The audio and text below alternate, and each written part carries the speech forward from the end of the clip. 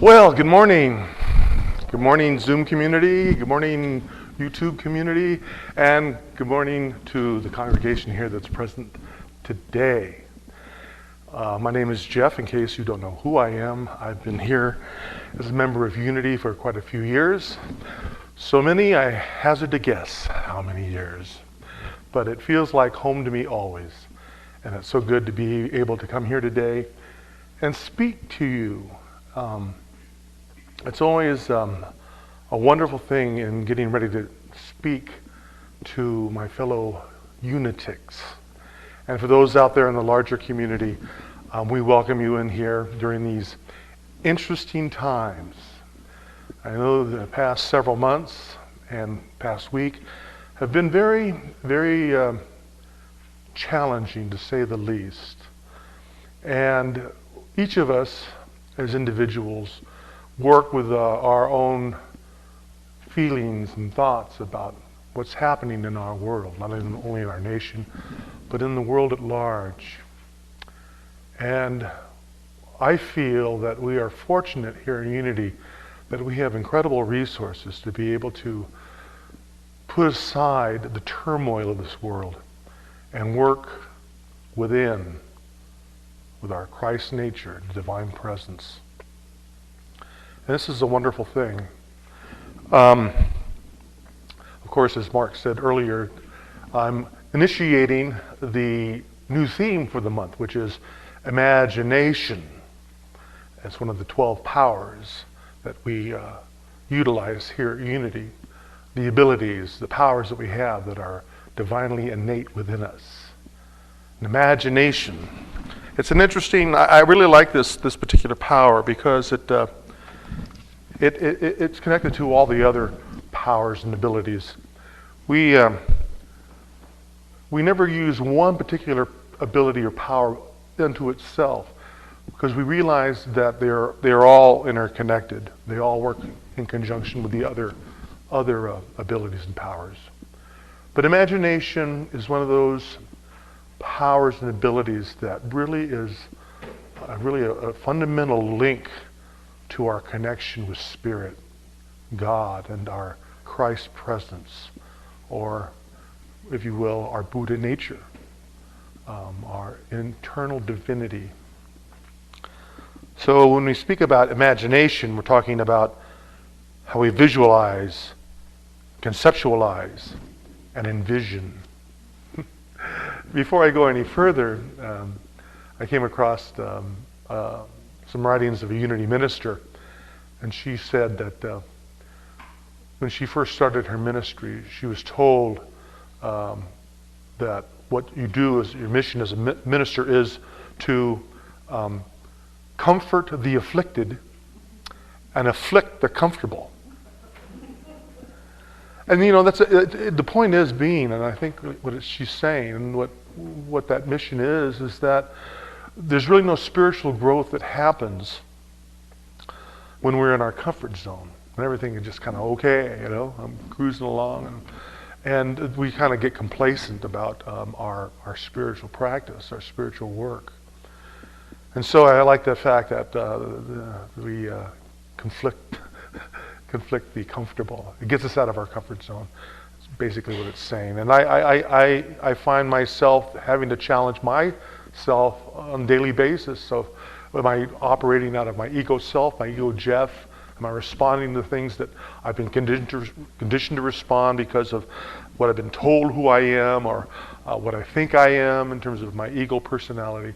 Or do I allow it to take a moment and go in the silence with myself and come in connection with the presence of Spirit, my Christ nature?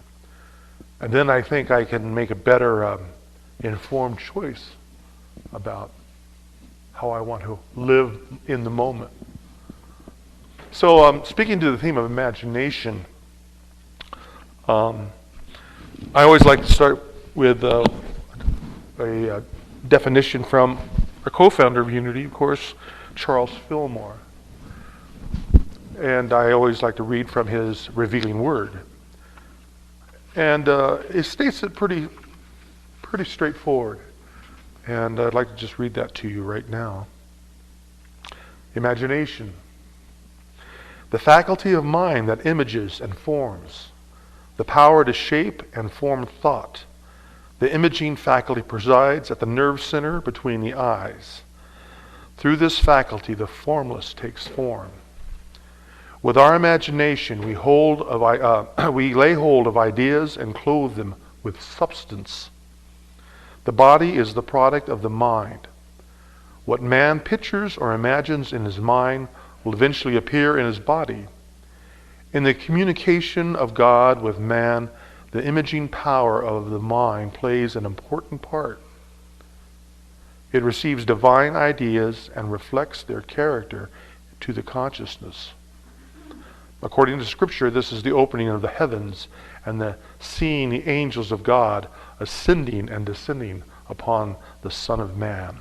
And he quotes from the book of John, chapter 1, verse 51. And I thought that was kind of interesting. I lost it. That basically, what we're talking about imagination is that in the mind, our thoughts are formless. Things are formless, as Charles liked to say. They're in the ethers. But the thought brings things into substance, and from that substance, then it manifests form. An interesting thing I came across was the idea that artists, when they're creating, a painter doesn't paint the picture on the canvas. He first paints it in his mind, or her mind. Same way with, I can relate to this as a songwriter. I don't just come out and sing the song with the words. I have to think about, I think a line will drop into my head, and then it first starts as thought, and then I take a pencil or pen and write it down on paper. And then I think of the melody. And so it's a process of formless to form. And that's like a ceramicist has a lump of clay, but it takes the application of the hand to take the formless and make a form out of it. And that requires some sort of working the substance to bring it into form, out of formless to form. Same way with, a sculpture. A sculpture sees a piece of marble, and he sees and he envisions what needs to be revealed in that piece of marble. And then with his chisel, he chips away all the stuff that's not essential and gets down to the essential core of what he sees in his thoughts first and what is revealed out in the outer world expression. So from the inner to the outer. Imagination. The color, of course, is light blue. I'm in line with the theme for the month. And also, the powers of the ability is, they're all focused in different parts of the body.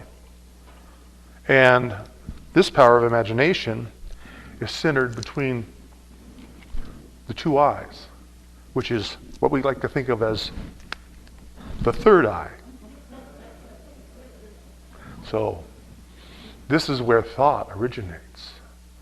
When we close our eyes to the external world, all we have left is the third eye, where our divine imagination, spiritual imagination, as we call our theme, has its genesis.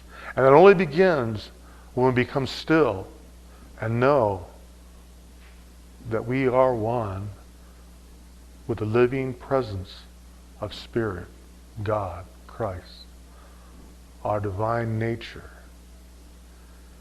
And once we become aligned with our divine nature, then that flow, that current of divine thought and ideas comes to us, and we begin to see how we can manifest our highest good through being connected with our third eye of imagination.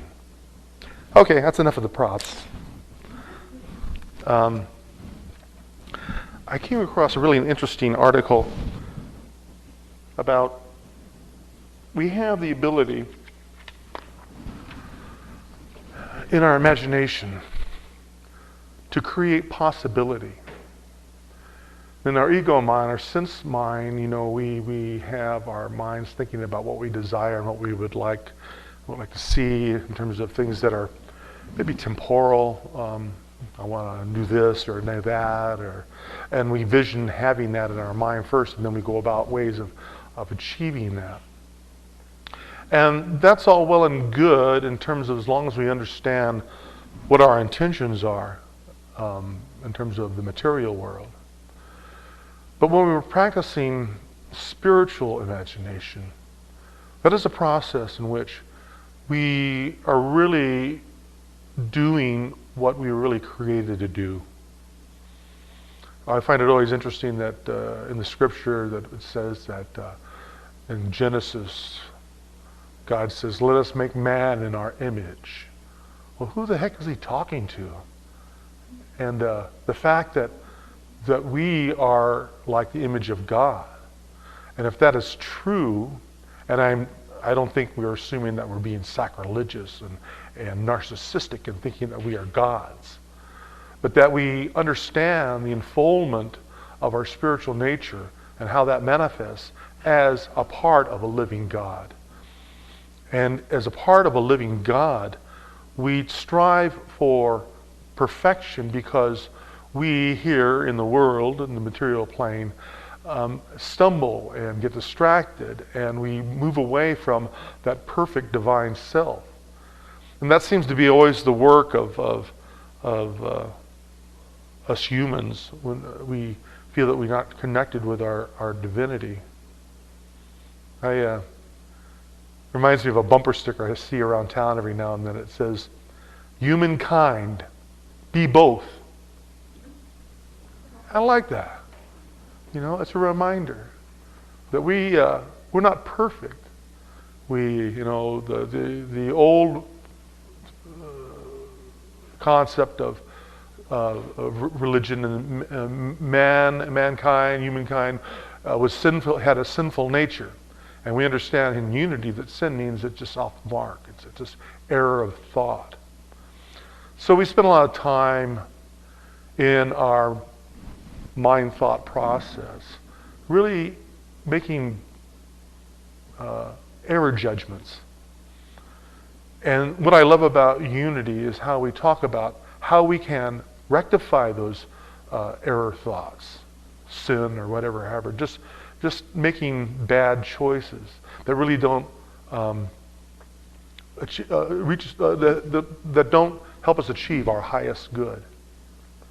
But when we connect with our spiritual imagination, when we really are connected, then we have a whole different set of possibilities that can bring us to our highest good in a very, I think, incredible, powerful way.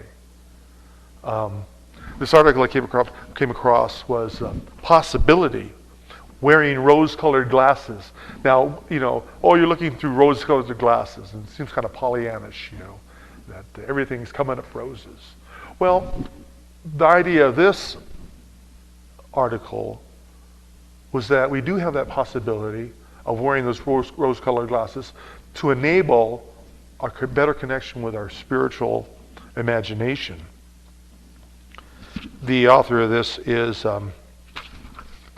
from a writing of, what's her name? She wrote Divine Audacity. That was Linda Martell Winslet. It's a wonderful book. I don't know if you had a chance to read that, but it really has a redefinition of the 12 powers and our abilities we have as spiritual beings. But she goes on to say something to this effect, that we can conceive, what we can conceive, we can create. Put it another way, we bring about what we think about.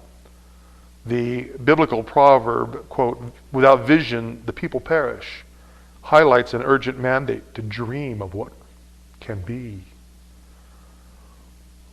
What can be when we hold a potent idea in mind, developed by imagining it fleshed out into manifestation, and feel the thrill of fulfillment while incubating the idea in mind.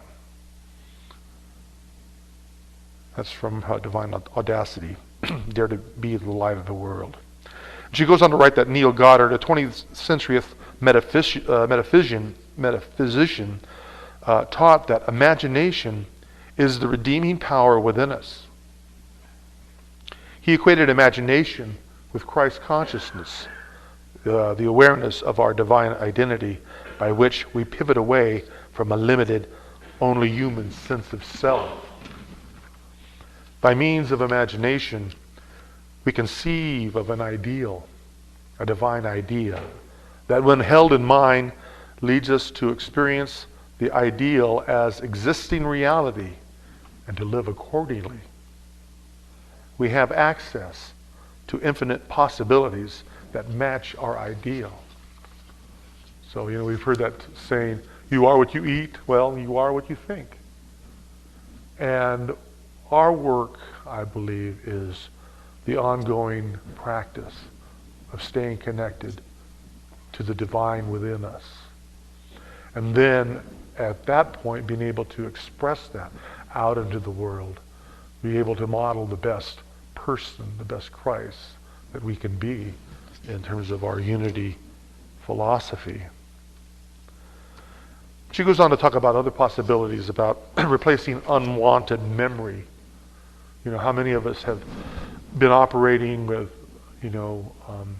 self-talk about what we could have, should have done, all those things in our past still hang on to us, and it affects how we think about things in the present.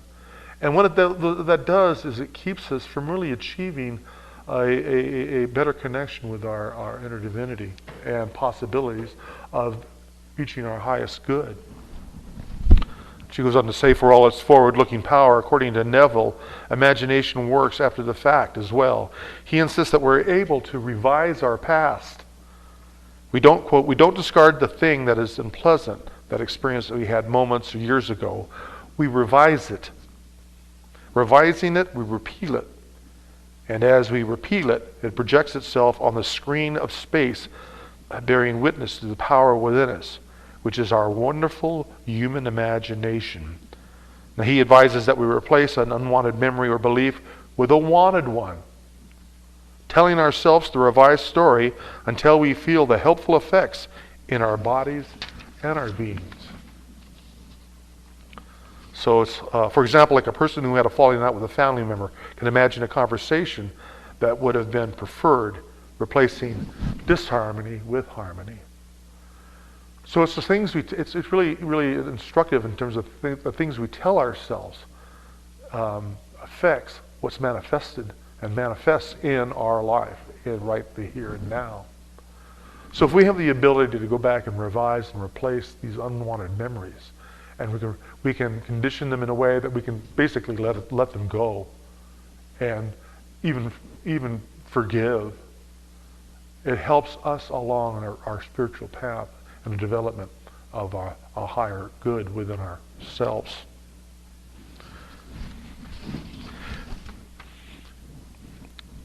I like that idea that I think Brian Tracy said this. He's a human potential motivational speaker, but he says, if it's to be, it's up to me. Well, that is all well and good in terms of, kind of picking yourself up and being self-motivated. But the thing that's missing in that is also being connected with our divinity, our divine nature, and being open to, as Charles said, the ascending and descending of the angels coming to give us those positive, life-affirming, good, loving thoughts that we can take out of that formless thought of our minds and create substance and then express that into our realities and make it manifest. I think that we live in a time where it is so much more important to be able to understand that we are powerful, more powerful than we can ever imagine, if we just let go of the things that hold us back from achieving our true potential in terms of being, divine human beings. I like to read a little bit from Cora Fillmore from the 12 Powers book. Cora, for those of you who didn't know, that is Charles' second wife. And the 12 Powers is broken into two books. The first book is Charles' book, and then the second book is the one that Cora wrote. And I love Cora because she's pretty to the point about things. But she says this about spiritual imagination or divine imagination. She says, divine imagination exists, and it watches every opportunity to express itself. No doubt you can recall some memorable occasion when a noble, unselfish impulse sprang up from within your soul, and before you knew it, you were acting upon that impulse. You know now that your divine nature, suddenly aroused, brought that unselfish impulse into expression. Your friends may have told you that under the sway of that impulse, that the whole expression of your face changed. The light in your eyes deepened. You were possessed of a new and wonderful strength of character. On this memorable occasion, your eyes saw what your soul had the ability to image and to hold. The eye of your mind saw the superb thing that you were capable of bringing forth. In other words, you opened that inner door so that you could at least glimpse the kingdom of the heavens within. Such experiences make the soul hunger to live up to these noble impulses, to express the real self. In other words, there is a constant soul craving to be fed on unselfish ideas. How do I know that you're just a figment of my imagination? Maybe I am a figment of my imagination. But I know that no matter what, as long as I'm connected with the divine within, nothing else really matters. You know, it can be social strife, turmoil, chaos, anarchy, division among people. But we have within us the ability to transcend all of that and to express who we truly are. That's powerful. If we can be a lamp to others, I think that's probably some of the most important work that we can do in the here and now. Let's just finish with one more quote from Cora. Just as the prophets of old were guided through the faculty of imagination, so spiritually quickened souls all down through the ages have been guided by the same power. Divine imagination, an instrument in the hands of Spirit of Truth, often takes a prophetic turn. It has the power to read out of the law and let one know possibilities as they really are. What will take place if such and such thoughts, forces continue to operate. Such and such forces continue to operate. And I found this kind of very interesting, being the history buff that I am. During the Revolutionary War, George Washington's strong right arm and active imagination were directive powers through which the Lord worked in laying the foundation stones of the United States of America. It is said that during the discouraging days of 1777, when Washington was encamped with his army at Valley Forge, a vision came to him. While he was on his knees praying, asking to be shown the right thing to do, a light shone around about him, and a vision of a broad and prosperous country spread out before him. He recognized it as the future United States. In truth, he had made the contact with spiritual forces outpicturing what would inevitably come to pass. Washington's heart thrilled with exultation. The remembrance of that vision spurred him on to victory. After the colonists had won the war, that vision made him a tireless worker in helping to perfect the Constitution and to establish the country on a sound basis. I hate to think what would have happened if George hadn't knelt his knee and prayed and made a connection with his divine power. You know, and the fact that it wasn't just the troubling times that he was experiencing at Valley Forge, the present reality, But he saw that there was a greater reality beyond that, a broader vision, a broader vision was yet to be, and that's where the prophetic element comes in terms of using our imagination.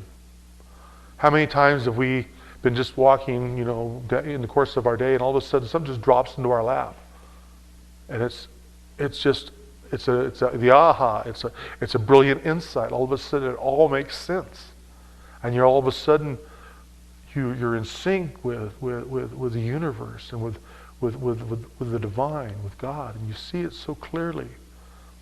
It's an amazing glimpse. Some people, practice their whole lives trying to make those glimpses come closer together. But because we are spiritual beings having a human experience, that's what our work is, and that's what we have to work with on a daily basis. But the more glimpses we can get, the more feelings of that blissful moment that we know we are one in our spirit with our God as we know of our understanding. We know that everything is going to be okay. That we can look beyond the immediate and abide in the fact that we are loved, we are taken care of, and everything's going to be okay. We just have to get still and know that the Spirit of a loving God is within us and with everybody. Brothers and sisters, children of God, little fishes swimming in His ocean. It's how we swim that makes a difference. I really believe that. It's been really a pleasure and an honor to speak to you today on spiritual imagination.